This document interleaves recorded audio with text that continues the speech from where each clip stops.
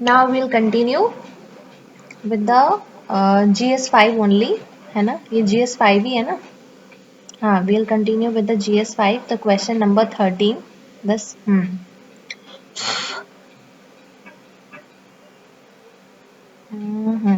In what ways is the Indian approach to secularism different from that which is followed by the France? Is the Indian secularism better suited to its socio-religious condition? Justify your answer.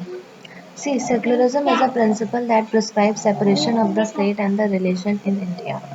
In India, the term secular was added to the preamble by the 42nd Constitution Amendment.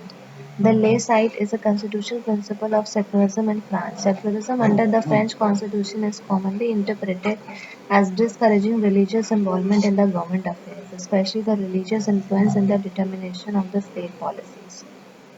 There are various differences in the French and the Indian secularism as discussed below. The French secularism. The French secularism is based on the wall of separation principle provide for the formal separation of the church and the state.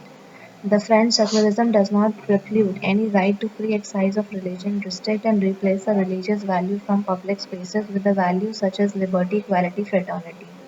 The French secularism model is based on the negative model of engagement between the state and religion. The state does not intervene in the religious affair till the religion works within the legal limits.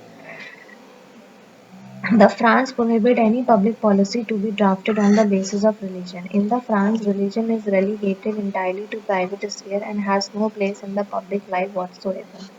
Whereas Indian secularism में क्या है? Indian secularism is based on the equal treatment to all the and the principal distance. Indian state is not separate from the religion. Indian secularism allows the religious freedom. हाँ, ये तो मत करो.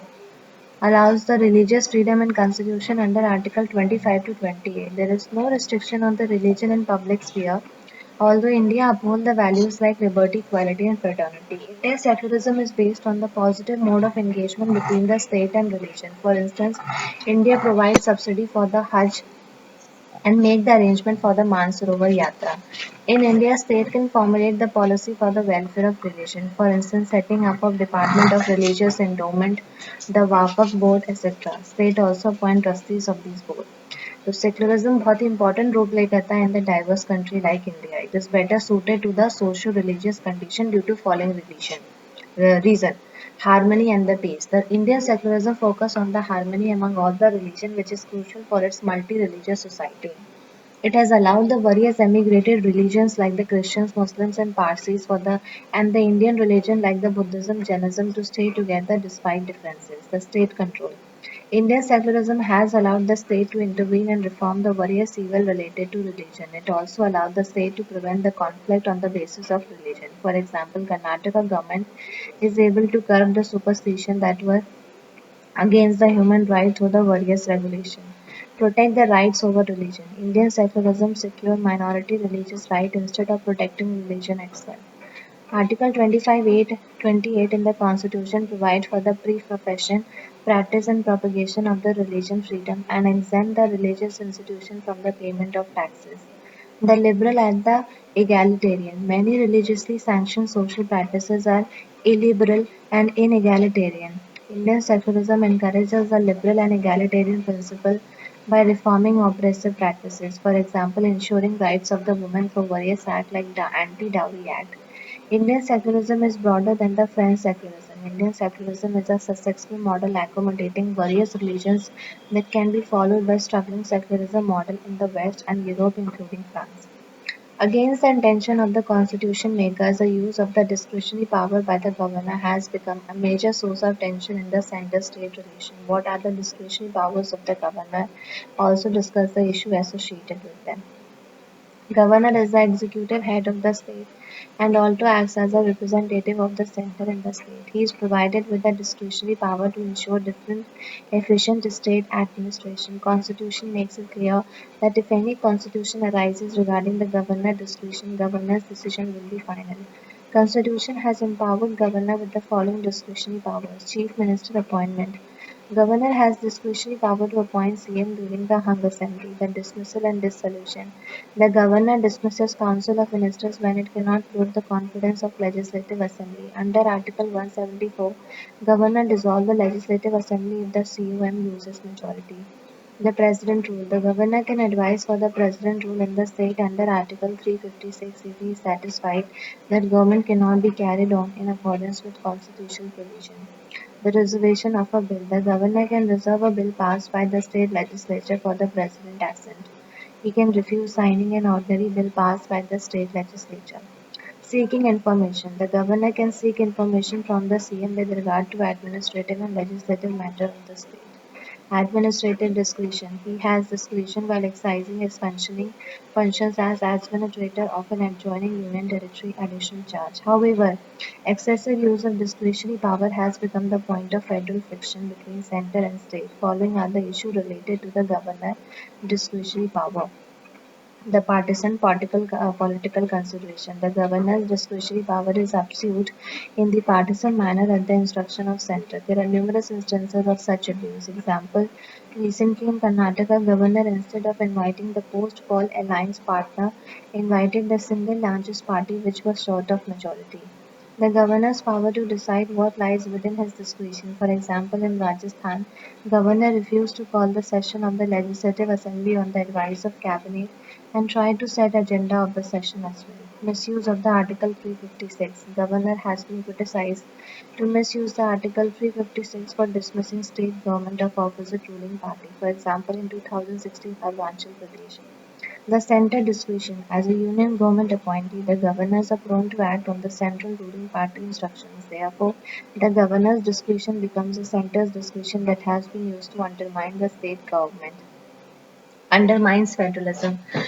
The governors are appointed by the president on behalf of the union government. It undermines the division of the power under 7th schedule, allowing the center to prevent or delay any state legislation through the governor power to reserve the bill for the president. Supreme Court has given various judgment on the discretionary power of the governor. In the S.R. Bommai case, the Supreme Court held that the office of governor must not be misused to the advantage of union government. And in the Nabam Rebia case, judiciary held that the governor power flow from the aid and advice of the state cabinet.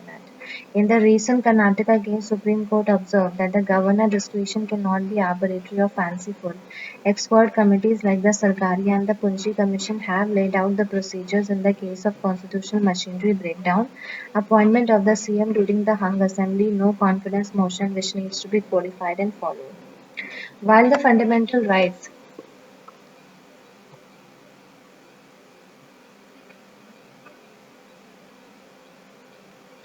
while the fundamental rights while the fundamental rights have strengthened our democracy, the fundamental duties are essential to strengthen our society. In this context, examine the importance of fundamental duties for the Indian society.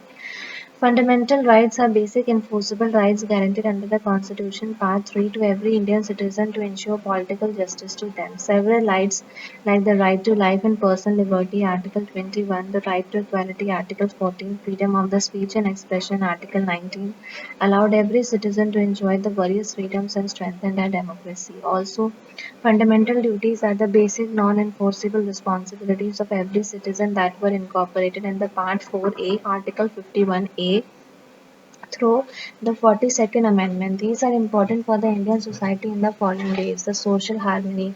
Through the universal brotherhood, the fundamental duty seeks to establish the social harmony. It also talks about developing scientific temper and duty of the parent to educate their children, which is important for the societal progress. The warning against the antisocial element.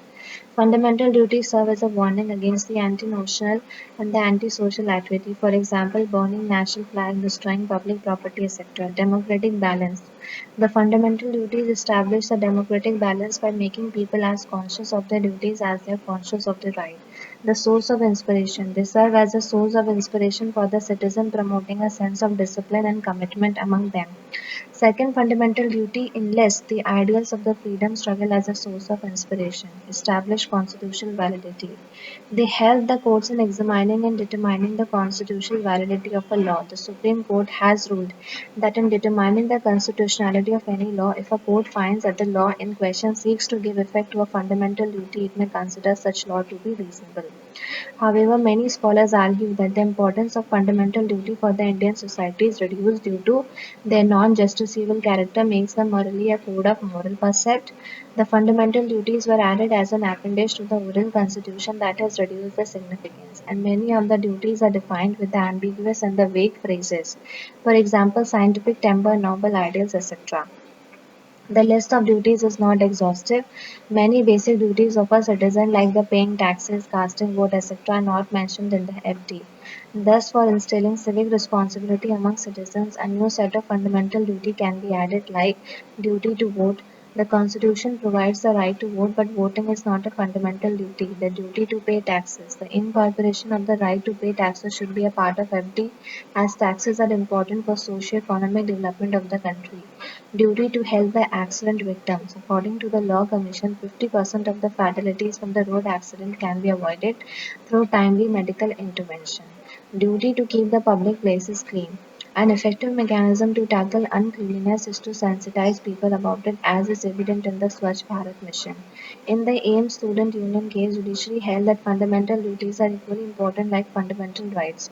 Although there is less awareness among the citizens, significance of the fundamental duties cannot be neglected. To further strengthen the fundamental duties, there is a need to create the awareness among the citizens. If not all, some of the fundamental duties can be made legally enforceable. What do you mean by alternate dispute redressal mechanism? Examine the challenges being faced by them and suggest the measures to improve their efficiency. The alternative dispute resolution refers to any means of settling dispute outside of the courtroom. ADR refers to resolve all type of matter including civil, commercial, industrial, family, etc. It is a non-adversarial method that enables the individual and the group to maintain the cooperation, social order, and provide opportunity to reduce the hostility. The different ADR mechanism available in India are Lok Adalat People Court system that is constituted under the National Legal Service Authority Act 1987, and the Arbitration and the Conciliation Act 1996 provides a formal process of arbitration and conciliation. Section 89 of the Code of the Civil Procedure that provides for the out-of-court settlement and mediation under various laws like the Consumer Protection Act 2019.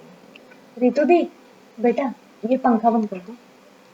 ADR mechanism have succeeded in reducing the burden of the courts and provide speedy justice to party. For instance, Lok Adalat disposed of more than 1 crore cases in 2019. Despite these successes, ADR mechanism faces many challenges in India like lack of trained mediators. The essence of mediation lies in the role of the mediator as a facilitator. However, a shortage of the trained mediators in India have proved to be a hindrance in the justice delivery. The coerced settlement, especially on the weak and marginalized section like the poor, women, tribal, etc., runs contrary to the idea of equal justice for all. For example, in the Bhopal gas tragedy, a paltry compensation to the victims during settlement faced severe criticism.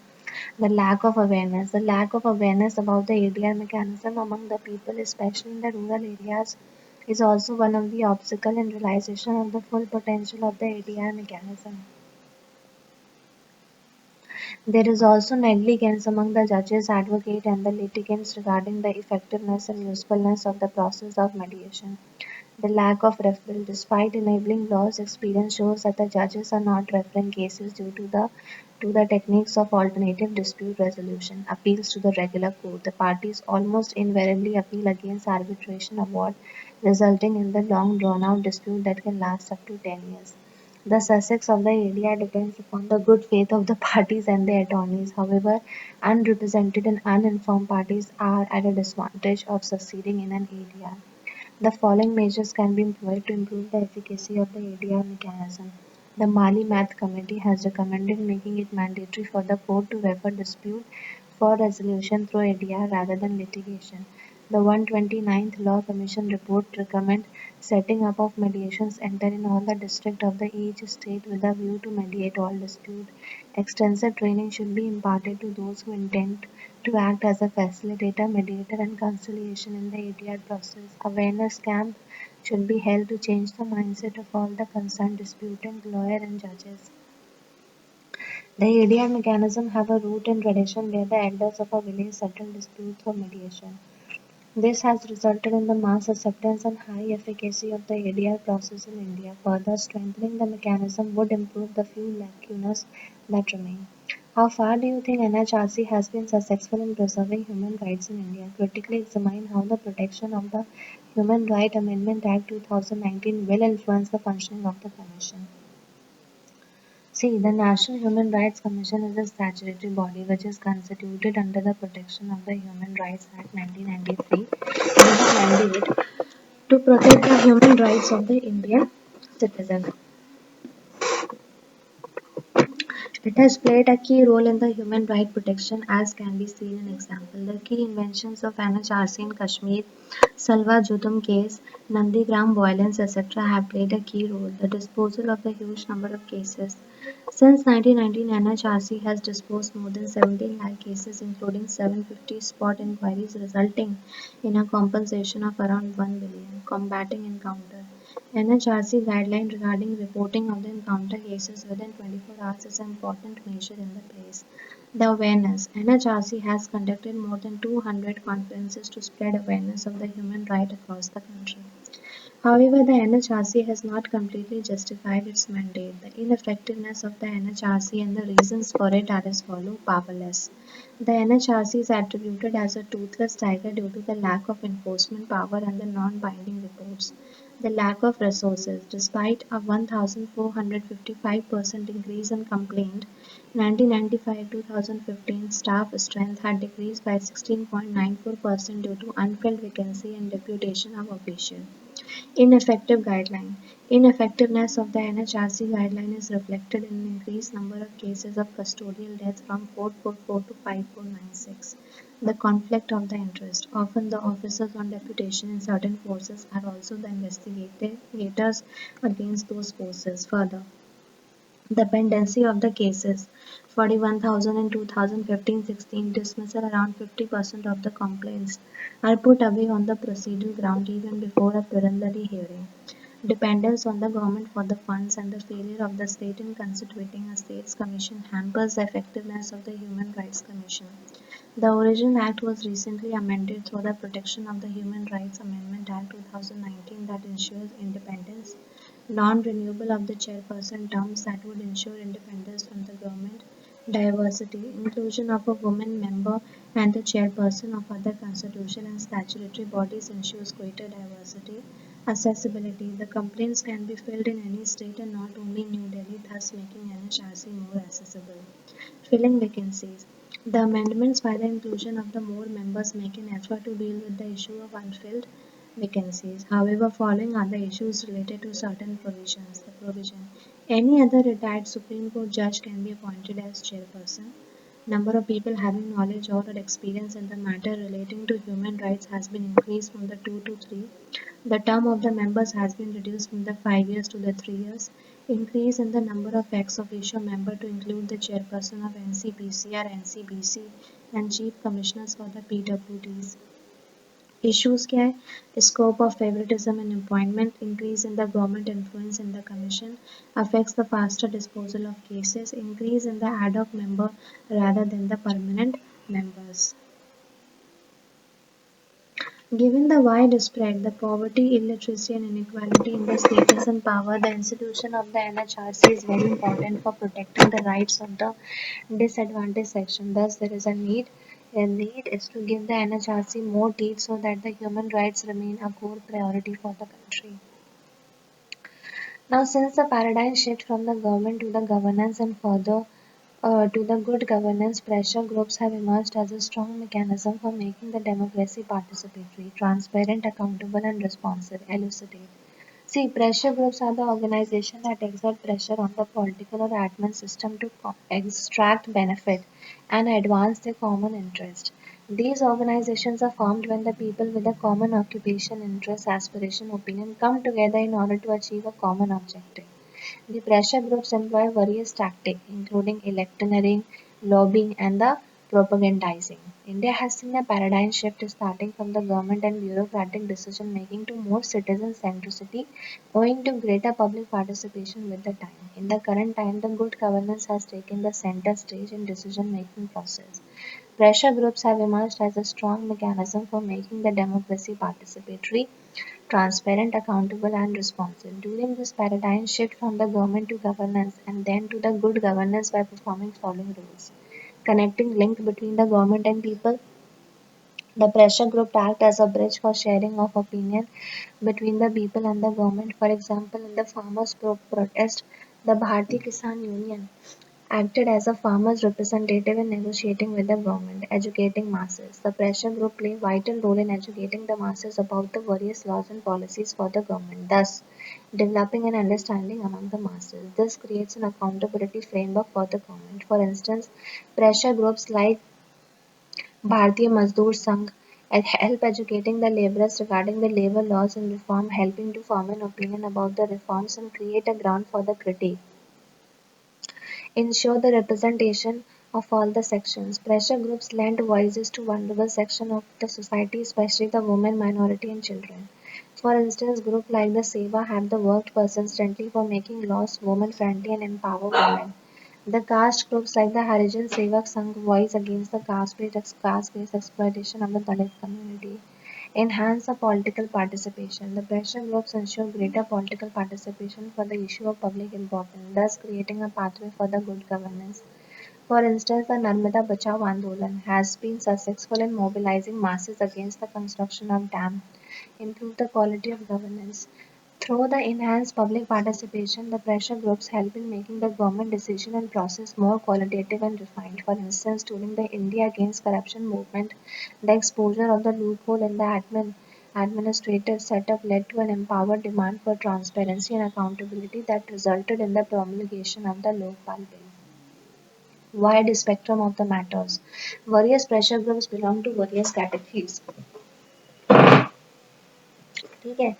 Including the environment, culture, social justice, among others, thus representing wide range of the matters concerning society, thereby making the way for the citizen centric governance. Non political critique. The pressure group tend to raise the demand of the citizen rather than politicizing the matter for the party interest, thus ensuring good governance. While the pressure group have played a crucial role in the new paradigm of the good governance, there have been a few deviations that might include violence, radical means of lobbying, pushing one's self-interest among the others. The need, therefore, is to ensure the functioning of the pressure group within the bound of the democratic rules and procedure in order to manifest the real effectiveness. The rapid expansion of the mobile network, proliferation of the smartphone, and data revolution have made the M-governance an integral part of the government welfare program. See, M-governance is a part of e-governance that uses mobile technologies to improve the service delivery to citizens, ensuring good governance. M-governance using channels like SMS, USSD, IVRS, and the mobile application for the service delivery. Over 500 million Indians use a smartphone, 77 have access to internet. Moreover, data revolution can be perceived from the fact that India's monthly consumption of internet data has increased from 600% from 0.2 billion GB to 1.2 billion GB in the last 5 years. Along with the rapid expansion of the mobile network, proliferation of the smartphone and data revolution falling advantages makes the M governance an attractive prospect. Ease of use. With the greater availability of the touch phone, mobiles have become easy to use. Even a less educated person will operate the mobile based on recognition of icon instead of reading text. Fast communication. Information can be instantly transferred as it is easy to carry a phone by a person, unlike a computer. For example, instant notification for the money deposited by the government in the beneficiary account. The low cost. No additional equipment like computer, furniture, modern etc. is required for the M-governance. All other advantages of e-governance like enhanced transparency, accountability are also available.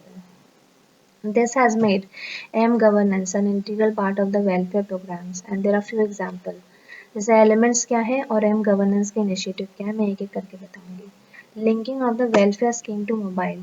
The JAM trinity linking bank account Aadhaar mobile has helped ensure direct benefit transfer of various welfare schemes to beneficiary. The grievance redressal, My Grievances app, Twitter Seva initiative. Citizens' engagement in the decision-making process. My Government app provides for various options like do, discuss, poll, talk, blog to ensure their participation. Online booking of the services. Toll-free numbers for the online booking of service like delivery of the LPG gas cylinder. E-identity.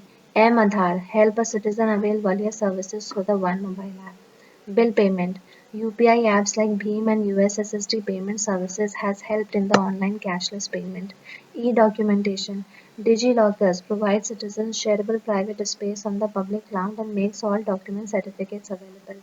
The information dissemination. SMS-based information sharing initiative. However, despite the advantage, M-governance has still not reached the true potential because of structural challenges, जैसे internet access. The internet penetration in India still hovers around only 50% with concentration in urban areas. The Digital Literacy Digital Empowerment Foundation report 2018 revealed that around 90% of the India's population is digitally illiterate. The mobile phone masses. Even by the 2022, the projected number of the smartphone users is estimated to be less than 40% of the total population 500 m. The gender gap. According to a 2019 survey, 75% of the male adult population had a phone, while only 51% of the female population did. The COVID management, for example, Arogya Setu, has again highlighted importance of the M-governance. Thus, in order to ensure the universal access to the benefit of M-governance to all the citizens alike, the need is to identify and fix the various structural issues with the M-governance in the present scenario. Bureaucracy is not only important for the delivery of the public services but also had a very significant role preserving India's constitutional order. Comment. See, bureaucracy in India is acclaimed as the steel frame of the country because of the strength provided to administrative structure by the civil servant and their role. Bureaucracy is a strong machinery which ensures delivery of services to the citizen across the country owing to their diverse role. The role of civil services in service delivery, the policy formulation. The civil servants at the high levels are responsible for the policy formulation that transform into services deliverable to citizens. For example, formulation of the National Food Security Act 2013. Implementing laws and policies. Civil servants are also responsible for the ground level implementation of policies. For example, monitoring of the PDS shops and procurement at MSP. The welfare of the vulnerable section.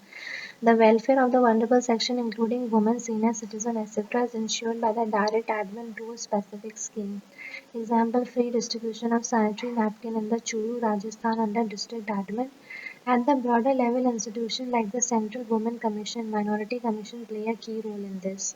The crisis management. The DM is the chairperson of the District Disaster Management Committee responsible for the crisis management in district. For example, the administration is ensuring adequate provision health services during the COVID-19 pandemic. The grievance redressal. The district level admin has an important role to play in taking into account and disposing the grievances of the citizen. However, the role of bureaucracy is not just service delivery but also to preserve India's constitutional order. This can be seen as follows.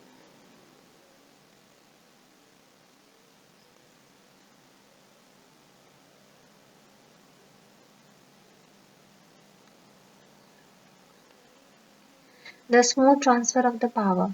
The permanent bureaucracy ensures the continuance in the administration after every general election. The permanent character of the bureaucracy gives stability to the constitutional democratic order.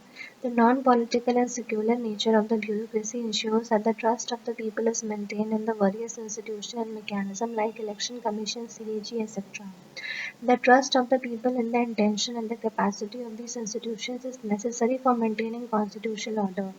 Unity and integrity of nation. By acting as a link between the government and the governed, bringing in economic reforms, making governance inclusive, bureaucracy has promoted unity and integrity of nation as the welfare of the public checks secessionist tendencies, the rule of the law. The government servant and IS, IPS agencies like CVC, ED play a very key role in enforcers and the preservers of the rule of the law. Transparency. The bureaucrat-led the institution like the Central Information Commission play a key role in ensuring transparency in the governance, ensuring equality, ensuring equal access to all the services irrespective of the caste, sex, religion is a key feature of the permanent executive or the bureaucrat. Ensuring participation. Civil servants play a key role in ensuring the participation of the people in the decision making and implementation. For example, construction of the People Road led by Armstrong Palmer in the Manipur.